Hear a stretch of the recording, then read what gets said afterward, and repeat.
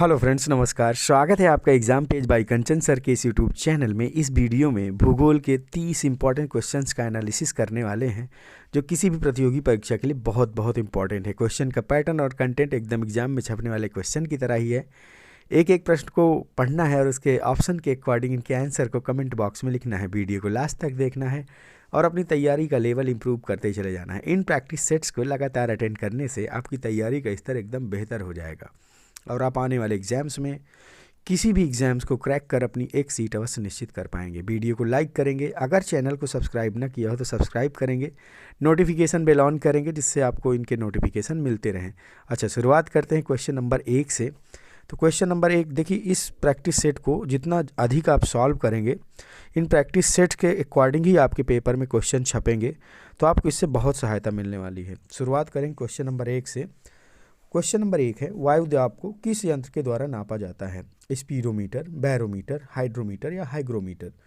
तो आपका जो वायुदाब है उसको बैरोमीटर के द्वारा नापा जाता है। इंपॉर्टेंट क्वेश्चन है। क्वेश्चन नंबर 1 का ऑप्शन नंबर बी एकदम सही हो जाएगा। नेक्स्ट क्वेश्चन, क्वेश्चन नंबर 2, विश्व की सबसे पर्वतमाला कहाँ स्थित है? विश्व की सबसे लंबी पर्वतमाला, आपका ऑप्शन है एशिया, यूरोप, दक्षिण अमेरिका और उत्तरी अमेरिका। देखिए, जो विश्व की सबसे बड़ी पर्वतमाला है, ये देखिए, जब आपसे ऊंची पर्वत श्रृंखला पूछेगा तो आपका हिमालय पर्वत हो जाएगा, क्योंकि माउंट एवरेस्ट इसमें सबसे ऊंचाई पर स्थित है, जिसकी ऊंचाई ही 8,848 है। लेकिन यहाँ पे पूछा जा रहा है विश्व की सबसे लंबी पर्वत श्रृंखला। विश्व की सबसे लंबी पर्वत श्रृंखला एंडीज पर्वत श्रृंखला है। पृथ्वी की सतह पर इसका विस्तार तो है ही, यह वास्तव में मध्यान्ह अटलांटिक तक विस्तृत है, जिसका फैलाव अटलांटिक महासागर तल के बीच तक माना जाता है। विश्व की अन्य पर्वत श्रृंखलाएं हैं, जैसे हिमालय 2400 किलोमीटर इसकी स्थिति है। जैसे हिमालय की ऊंचे जो आपकी लंबाई है, ये काराकोरम से लेकर पूर्व में म्यांमार बर्मा तक विस्तृत है और 2400 किलोमीटर तक फैला हुआ हिमालय पर्वत।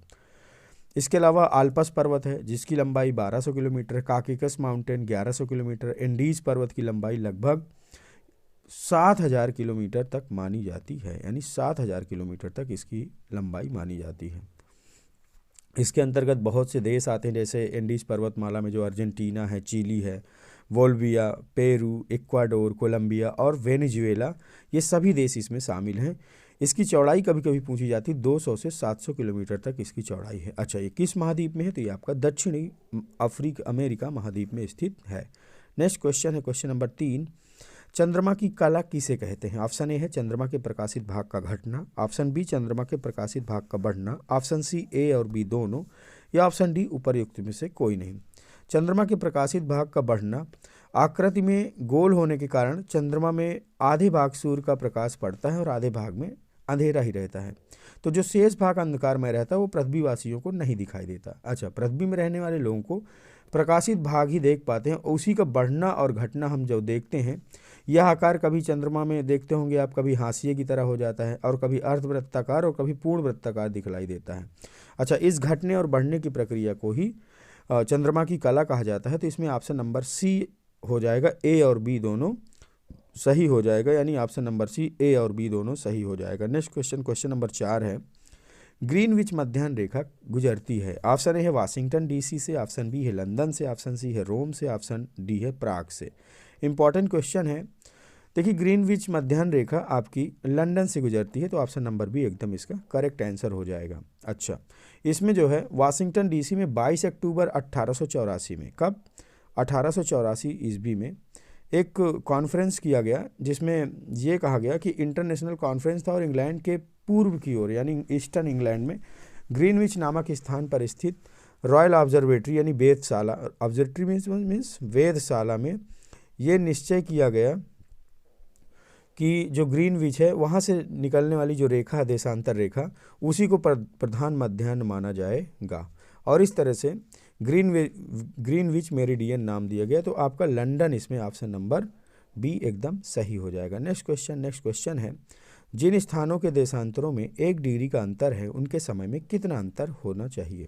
ऑप्शन ए है 5 मिनट, ऑप्शन बी है 4 मिनट, ऑप्शन सी है 40 मिनट, या ऑप्शन डी है 50 मिनट। तो इसमें आपका 1 डिग्री जब देशांतर का अंतर होता है तो इसमें 4 मिनट का आंसर, यानी ऑप्शन नंबर बी सही हो जाएगा। नेक्स्ट क्वेश्चन, क्वेश्चन नंबर 6 है, वैज्ञानिक भूमंडल में ऊंचाई बढ़ने के साथ दाब और घनत्व पर क्या प्रभाव महसूस करते हैं या पाते हैं? ऑप्शन ए है दाब में वृद्धि, दाब में कमी, घनत्व में वृद्धि, दोनों में वृद्धि या दोनों में कमी। तो देखिए जैसे जैसे हम ऊंचाई पर बढ़ते जाते हैं तो दाब में भी कमी आती है और घनत्व में भी कमी आती है। तो इस तरह ऑप्शन नंबर डी यानी दोनों में कमी आती है। तो ऑप्शन नंबर डी एकदम करेक्ट हो जाएगा। ऊंचाई बढ़ने के साथ साथ वायु दाब और घनत्व दोनों में कमी आती है, यानी डेंसिटी बिल्कुल कम हो जाती है। नेक्स्ट क्वेश्चन है क्वेश्चन नंबर 7। वायु दाब की पेटियां बनने के क्या कारण है? इंपॉर्टेंट क्वेश्चन है ये भी।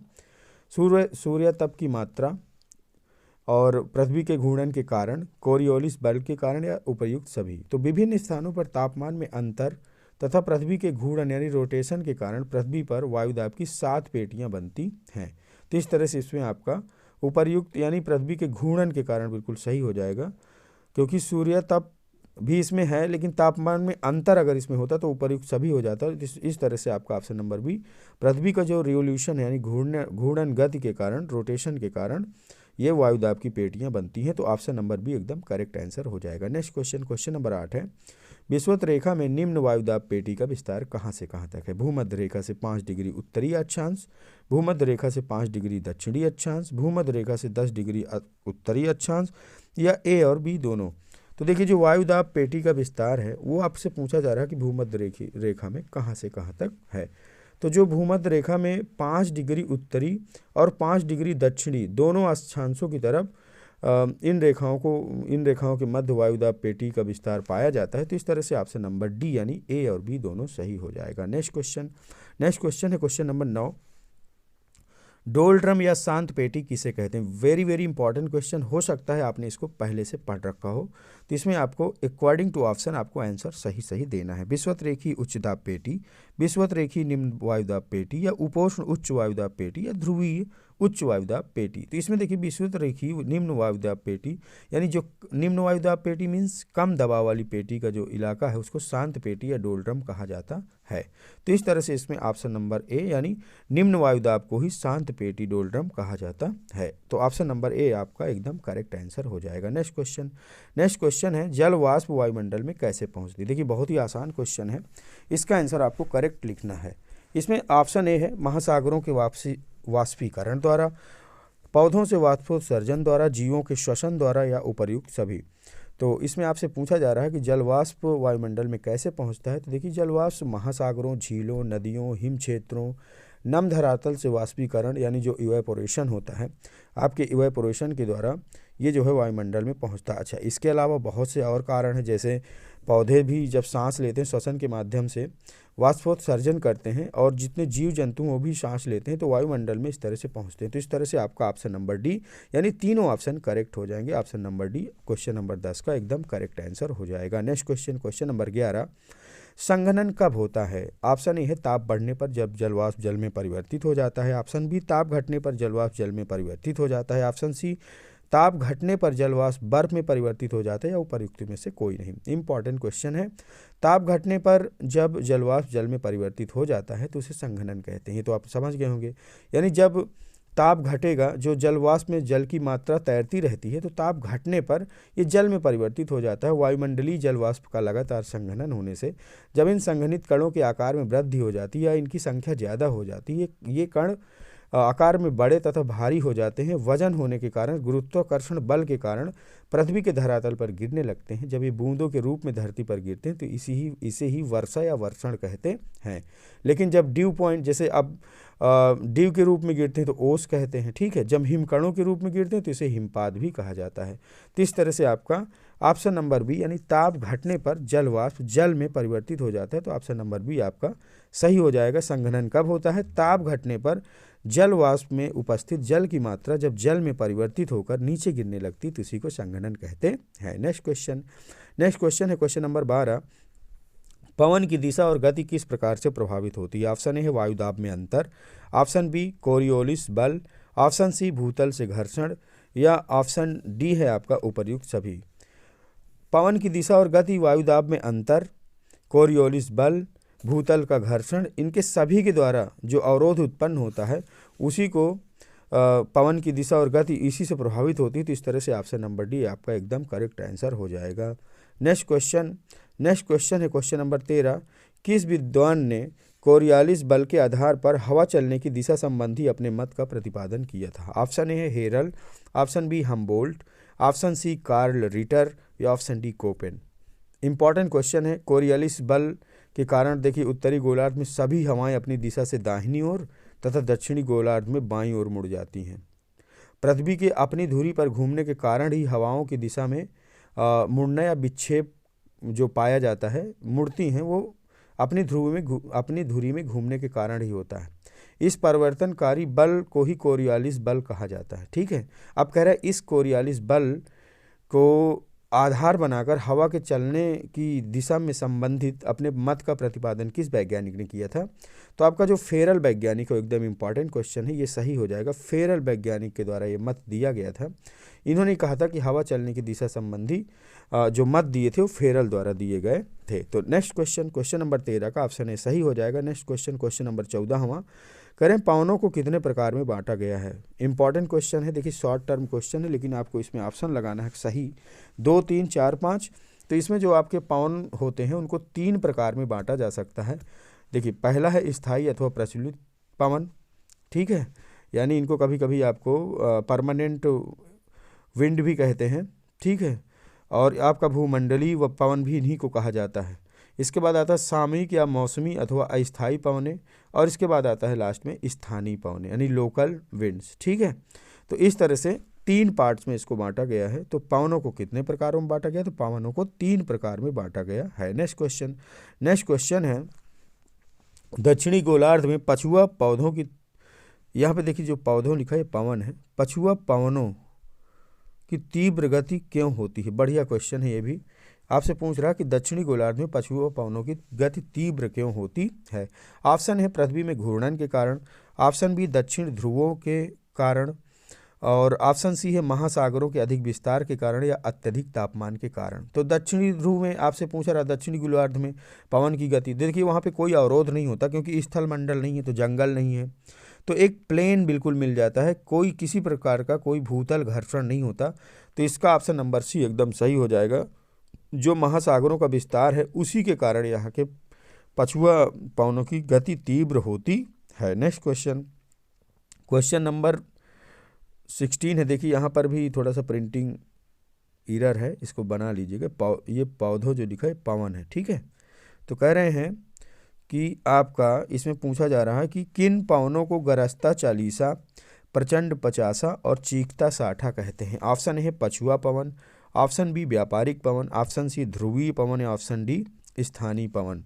तो किन पवनों को गरजता चालीसा या प्रचंड पचासा या चीखता साठा कहते हैं? तो बहुत इंपॉर्टेंट क्वेश्चन है। देखिए ये तो बहुत बार क्वेश्चन कंटेंट हुआ है एग्जाम्स में, और इसमें आपका जो ऑप्शन सही हो जाएगा वो आपका ऑप्शन नंबर ए यानी पछुआ पवन को ही कहते हैं। अभी आपने एक क्वेश्चन में पढ़ा कि पछुआ पवनों की स्पीड इतनी ज़्यादा क्यों होती है? तो पछुआ पवन की एक्चुअल स्पीड ज़्यादा ही होती है क्योंकि ये महासागरों से आते हैं। तीव्र गति से चलने और उससे उत्पन्न होने वाली ध्वनि के कारण 40 डिग्री दक्षिणी अक्षांश पर पछुआ पवनों को गरजता चालीसा कहते हैं। याद रखिएगा भाई। ठीक है, देखिए इसमें कह रहा है कि ये सब दक्षिणी गोलार्ध में चलने वाले पवन हैं, और कह रहे हैं कि दक्षिणी अक्षांश पर पछुआ पवनों को गरजता चालीसा कहते हैं 40 डिग्री पर चलने वालों पवनों को। ठीक है, अच्छा 50 डिग्री पर चलने वालों को प्रचंड पचासा। तो याद रखेंगे प्रचंड पचासा 50 डिग्री पर चलने वालों को कहते हैं। और इसके बाद कह रहे हैं चीखता साठा, अब चूंकि 60 डिग्री में चलता है तो 60 डिग्री। ठीक है, तो अब याद रहेगा ना। तो इस तरह से आपका, अच्छा एक चीज़ और पूछ सकता है, पछुआ पवन जनरली किस अक्षांश में चलते हैं? तो आपका एकदम से करेक्ट आंसर हो जाएगा दक्षिणी गोलार्ध में।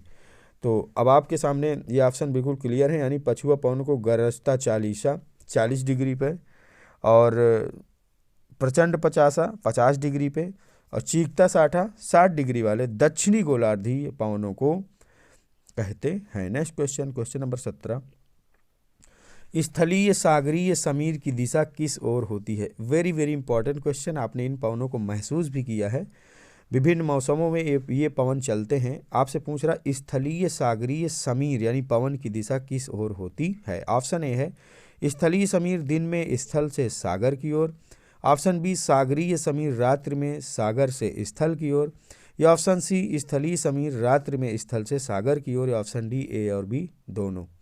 तो देखिए इसमें आपका ऑप्शन नंबर सी सही हो जाएगा। जो आपका स्थलीय सागरी समीर होता है वो आपका रात्रि में स्थल से सागर की ओर चलता है। अच्छा, इसका कारण क्या है? देखिए जब आपका सनसेट हो जाता है, सूर्यास्त हो जाता है, तो जो आपका भूतल होता है जल्दी से ठंडा हो जाता है और पानी आपका देर से गर्म देर से ठंडा। तो जो पानी के ऊपर की गर्म हवा है वो थोड़ा देर से गर्म होती है, लेकिन जो स्थल की हवा होती है जल्दी ठंडी होकर नीचे बैठ जाती है और ऊपर जो पानी के ऊपर की हवा है वो ऊपर उठ जाती है। इस तरह से पवनों की दिशा निर्धारित होती है। तो स्थलीय समीर, सागरी समीर रात्रि में स्थल से सागर की ओर बहते हैं। नेक्स्ट क्वेश्चन, क्वेश्चन नंबर 18, चक्रवात किसे कहते हैं? चक्रवात ए ऑप्शन है, पवनों में अंदर और बाहर वायुदाब समान रहता है। और इसके बाद आता है पवनों में अंदर वायुदाब अधिक और बाहर कम होता है। पवनों में अंदर वायुदाब कम और बाहर अधिक होता है। ऑप्शन सी है उपर्युक्त में से कोई नहीं। तो जो आपके चक्रवात हैं उनमें पवनों का ऐसा एक चक्र होता है जिसमें अंदर की ओर वायुदाब कम होता है और बाहर की ओर अधिक होता है, इसलिए चक्रवात कहलाता है। तो ऑप्शन नंबर सी आपका एकदम करेक्ट आंसर हो जाएगा। नेक्स्ट क्वेश्चन, क्वेश्चन नंबर 19 है। 19वें क्वेश्चन में है शीतोष्ण कटिबंधीय चक्रवात कब आते हैं? इंपॉर्टेंट क्वेश्चन है, ठीक है। तो जो आपके शीतोष्ण कटिबंधीय चक्रवात होते, पहले इनके बारे में थोड़ा सा डिस्क्रिप्शन है। शीतोष्ण कटिबंधीय चक्रवातों की उत्पत्ति तथा प्रभाव क्षेत्र शीतोष्ण कटिबंधीय क्षेत्रों में होता है, पहली चीज। दूसरी चीज ये है कि शीतोष्ण कटिबंधीय चक्रवात गोलाकार, अंडाकार या वी आकार के हो सकते हैं। ये चक्रवात उत्तरी गोलार्ध में केवल शीत ऋतु में आते हैं, परंतु दक्षिणी गोलार्ध में जलीय भाग के अधिक होने के कारण प्रायः साल भर आते रहते हैं। तो इस तरह से आपका जो ऑप्शन नंबर सी है, यानी उत्तरी गोलार्ध में केवल शीत ऋतु में ये आते हैं।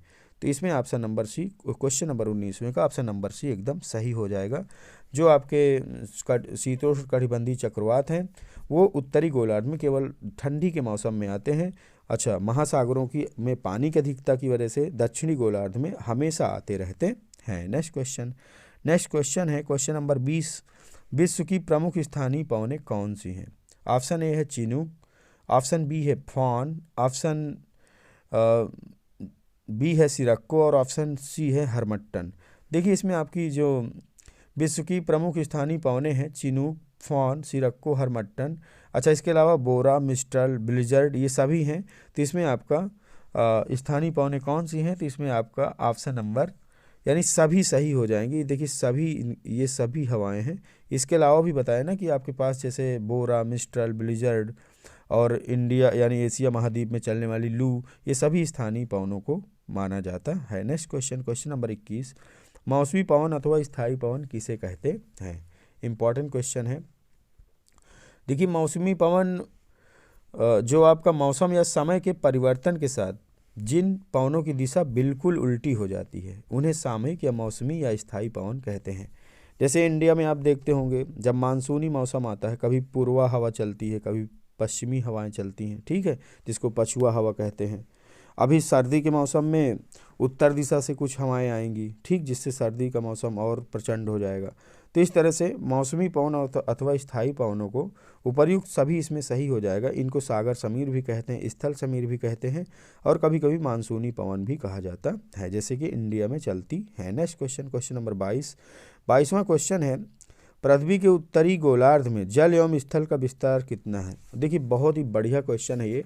इसमें आपको वो वाला ऑप्शन नहीं बताना है जिसमें 70.8 यानी 71% यानी 3/4 भाग में जल, 1/4 में स्थल का विस्तार, वो क्वेश्चन नहीं है। इसमें आपसे पूछा जा रहा है कि पृथ्वी के उत्तरी गोलार्ध में जल एवं स्थल का विस्तार कितना है। ऑप्शन है 50% जल, 50% स्थल, ऑप्शन बी है 40% जल, या ऑप्शन 60% जल, या आपका ऑप्शन सी है 60% जल या 40% स्थल। इसके बाद ऑप्शन डी है 70% जल या 50% स्थल। तो आपका इसमें जो ऑप्शन नंबर बी है वो एकदम सही हो जाएगा, जो आपका 40% जल और 60% स्थल। लेकिन कहाँ पर? पृथ्वी के उत्तरी गोलार्ध में, क्योंकि देखिए जितना भी महाद्वीपीय विस्तार है वो आपके उत्तरी गोलार्ध में ही है, ठीक है। जितने भी देश हैं, ऑस्ट्रेलिया या और कुछ देशों को छोड़कर सब आपके उत्तरी गोलार्ध में ही सारे देशों की स्थिति है, ठीक है। इस तरह से आपका क्वेश्चन नंबर 22 का ऑप्शन नंबर बी एकदम करेक्ट हो जाएगा। नेक्स्ट क्वेश्चन है क्वेश्चन नंबर 23, पृथ्वी को नीला ग्रह क्यों कहते हैं? जल की उपलब्धता के कारण, हरियाली के कारण, प्रकाश के कारण, बिजली की उपलब्धता के कारण। तो ये तो सभी को पता है कि पृथ्वी को नीला ग्रह क्यों कहते हैं, जल की उपलब्धता के कारण। नेक्स्ट क्वेश्चन है हिंद महासागर में के चक्रवातों के नामकरण की शुरुआत कब हुई थी? ये देखिए इंपॉर्टेंट क्वेश्चन है, इसको आपको बताना है। तो ऑप्शन नंबर 1 है वर्ष 2003 में, वर्ष 2004 में, वर्ष 2005 में, वर्ष 2006 में। चक्रवातों के नामकरण की शुरुआत अटलांटिक क्षेत्र में वर्ष 1953 में ही शुरू कर दी गई थी। ठीक है, 1953 में ही शुरू कर दी गई थी। लेकिन जो मियामी स्थित नेशनल हेरिटेज सेंटर है, इसकी पहल शुरुआत हुई थी, इसकी देखरेख जिनेवा स्थित विश्व मौसम संगठन करता है। तो इसमें जो आपका 1953 ऑप्शन है वो देखिए इसमें दिया नहीं है, लेकिन यहाँ पे ये पूछ रहा कि ये तो आपका हो गया चक्रवातों के नामकरण की शुरुआत। ठीक है, तो 1953, लेकिन ये इसमें जो पूछ रहा है आपका क्वेश्चन हिंद महासागर के चक्रवातों के निर्माण की शुरुआत कब हुई, नामकरण की? तो इसका ऑप्शन हिंद महासागर क्षेत्र में यह व्यवस्था 2004 में। ठीक है, ऑप्शन नंबर बी आपका 2004 में शुरू हुई, जब भारत की पहल पर 8 और जो आपके ट्रॉपिकल कंट्रीज़ हैं, जैसे तटीय देश जिनको बोलते हैं, जैसे भारत, बांग्लादेश, पाकिस्तान, म्यांमार, मालदीव, श्रीलंका, ओमान और थाईलैंड, सब ने मिलकर एक समझौता किया। इन 8 देशों की ओर से अपनी अपनी पसंद के अनुरूप नाम सुझाए गए और इन चक्रवातों का नाम दिया गया था। ठीक है, तो इस तरह से आपका 2004 ऑप्शन एकदम करेक्ट हो जाएगा। नेक्स्ट क्वेश्चन है क्वेश्चन नंबर 25, निम्नलिखित में से कौन सा सुमेलित है? बहुत ही बढ़िया क्वेश्चन है। देखिए आपका चीन सागर, टाइफून, पश्चिमी द्वीप, विली, मैक्सिको की खाड़ी, हरिकेन, ऑस्ट्रेलिया चक्रवात। तो आपका इसमें ऑप्शन नंबर ए यानी जो चीन सागर है, चाइना में इन हवाओं को टाइफून कहा जाता है। नेक्स्ट क्वेश्चन है क्वेश्चन नंबर 26, प्रति चक्रवात किस प्रकार के मौसम का संकेत देता है? देखिए जो प्रति चक्रवात होता है वो आपका इसमें ऑप्शन है साफ मौसमी हवाएं, धूल भरी तेज हवाएं, वर्षा और तूफान, सुनामी। तो सुनामी तो होगा नहीं। ठीक है, तो इसमें आपका प्रति चक्रवात किसी क्षेत्र में उच्च वायुदाब क्षेत्र का निर्माण कर देते हैं और साफ मौसमी दशाओं का संकेत करते हैं। तो ऑप्शन नंबर ए सही हो जाएगा। अच्छा, प्रति चक्रवात के केंद्र में वायुदाब अधिकतम होता है और केंद्र से बाहर की ओर यह क्रमशः घटता जाता है। अच्छा, इसके रिजल्ट क्या होता है? इसका रिजल्ट ये है कि हवाएं केंद्र से परिधि की ओर चलती हैं। ठीक है, ये चक्रवात बहुत नुकसान भी करते हैं। टोर्नेडो वगैरह जो चक्रवात होते हैं बहुत बड़ी बड़ी बिल्डिंग्स और फार्म हाउसेस को क्षतिग्रस्त भी कर देते हैं। अच्छा, चक्रवातों की उत्पत्ति के लिए जो आपका कोरियोलिस बल का होना बहुत आवश्यक है। ठीक है, अच्छा, उष्णकटिबंधीय चक्रवातों की उत्पत्ति महासागर के उन क्षेत्रों में होती है जिनके सतह का तापमान 27 डिग्री से अधिक होता है। तो जब आपका ये चक्रवात तो महासागरों में आते हैं, तो जैसे कोई व्यापारिक नाव वगैरह हैं या जो क्रूज होते हैं वो जब फंस जाते हैं तो उनका नुकसान हो जाता है। नेक्स्ट क्वेश्चन, तो क्वेश्चन नंबर 26 का एग्जैक्ट आंसर हो जाएगा साफ मौसमी हवाएं। नेक्स्ट क्वेश्चन नंबर 27 है, प्रदीप्ति वृत्त किसे कहते हैं? ऑप्शन ए है आर्कटिक वृत्त को, ऑप्शन बी अंटार्कटिक वृत्त को, ऑप्शन सी दिन और रात्रि को विभक्त करने वाले वृत्त जो ग्लोब में खींचा जाता है, या भूमध्य रेखा से ऊपर नीचे वाला वृत्त। तो इसमें ऑप्शन नंबर सी एकदम करेक्ट हो जाएगा। जो आपका प्रदीप्त वृत्त होता है, देखिए दिन और रात्रि को विभक्त करने वाले जो ग्लोब में जो वृत्त खींचा जाता है, यानी पृथ्वी पर एक काल्पनिक वृत्त जो कि दिन और रात को विभक्त करता है, उसी को प्रदीप्त वृत्त कहा जाता है। नेक्स्ट क्वेश्चन नंबर 28 है, सूर्य की किरणें विश्व वृत्त पर यानी विषुवत है लिखा है, विषुवत वृत्त पर किस तिथि को लंबवत पड़ती हैं? ऑप्शन ए है 21 मार्च 23 सितंबर, ऑप्शन बी 23 मार्च 21 सितंबर, ऑप्शन सी 21 जून 22 सितंबर, ऑप्शन डी 22 जून और 21 दिसंबर। तो देखिए यहाँ पे ये पूछा जा रहा है कि पृथ्वी पर दिन और रात बराबर होने की घटना इसमें पूछी जा रही है आपसे। तो विषुवत वृत्त पर जो दिन और रात बराबर होते हैं वो आपका ऑप्शन नंबर ए यानी 21 मार्च और 23 सितंबर को दिन और रात बराबर होते हैं, क्योंकि इस दिन विषुवत वृत्त पर सूर्य की किरणें लंबवत पड़ती हैं। नेक्स्ट क्वेश्चन, ये घटना वर्ष में 2 तारीखों में होती, 21 मार्च और 23 सितंबर। नेक्स्ट क्वेश्चन है 29वां क्वेश्चन, लीप वर्ष किसे कहते हैं? ऑप्शन ए है वह वर्ष जिसमें फरवरी 29 दिन की हो, ऑप्शन बी वह वर्ष जिसमें वर्ष 366 दिन का हो। ऑप्शन सी ए और बी दोनों, या ऑप्शन डी उपर्युक्त में से कोई नहीं। तो देखिए, जब 29 दिन की फरवरी होगी तभी आपका लीप वर्ष होगा और उसी साल में 366 दिन हो जाएंगे। तो आपका ऑप्शन नंबर सी एकदम करेक्ट हो जाएगा। 29वें क्वेश्चन का option number C correct answer हो जाएगा। नेक्स्ट क्वेश्चन, क्वेश्चन नंबर 30 है, पृथ्वी की किस दिशा को दक्षिण अयनांत कहा जाता है? जब दक्षिणी गोलार्ध में लंबे दिन तथा रातें छोटी हों, जब उत्तरी गोलार्ध में दिन छोटे तथा रातें लंबी हों, जब उत्तरी गोलार्ध में शीत ऋतु तथा दक्षिणी गोलार्ध में ग्रीष्म ऋतु हो, तो और ऑप्शन डी है उपर्युक्त सभी। तो देखिए, इसमें फिर से देख लीजिए, कह रहे हैं किस अवस्था को दक्षिण अयनांत कहते हैं। तो जब दक्षिण अयनांत होगा यानी दक्षिण की तरफ जब सूर्य होगा तो दक्षिण गोलार्ध में दिन लंबे हो जाएंगे, यानी दिसंबर नवंबर के महीने में, सितंबर, ये सब महीने क्या होते हैं आपके 21 सितंबर के बाद हमारा सूर्य कहाँ चला जाता है? दक्षिण अयनांत में। तो हमारे दिन क्या हो जाते हैं? उत्तरी गोलार्ध में दिन छोटे हो जाते हैं, रातें लंबी हो जाती हैं, जबकि दक्षिणी गोलार्ध में लंबे दिन और रातें छोटी हो जाती हैं। तो ये ऑप्शन सही है। इसके बाद जब उत्तरी गोलार्ध में दिन छोटे तथा रातें लंबी, ये ऑप्शन भी आपका सही है। जब उत्तरी गोलार्ध में शीत ऋतु, ठीक है, जैसे दिसंबर के महीने में कड़ाके की ठंड पड़ती है उत्तरी गोलार्ध में, लेकिन वहीं पे ऑस्ट्रेलिया महाद्वीप में बहुत भयंकर गर्मी पड़ती है। तो इस तरह से आपका ऑप्शन नंबर सी भी सही हो जाएगा। तो जो आपका उपर्युक्त सभी ऑप्शन डी एकदम करेक्ट आंसर हो जाएगा। तो 30वें क्वेश्चन का ऑप्शन नंबर डी एकदम करेक्ट हो जाएगा। देखिए, ये भूगोल विविध का बहुत ही बेहतरीन क्वेश्चन सेट था। आपके बहुत सारे क्वेश्चन सही होंगे। अगर आपका स्कोर 25+ है तो आपकी तैयारी का स्तर बहुत अच्छा है।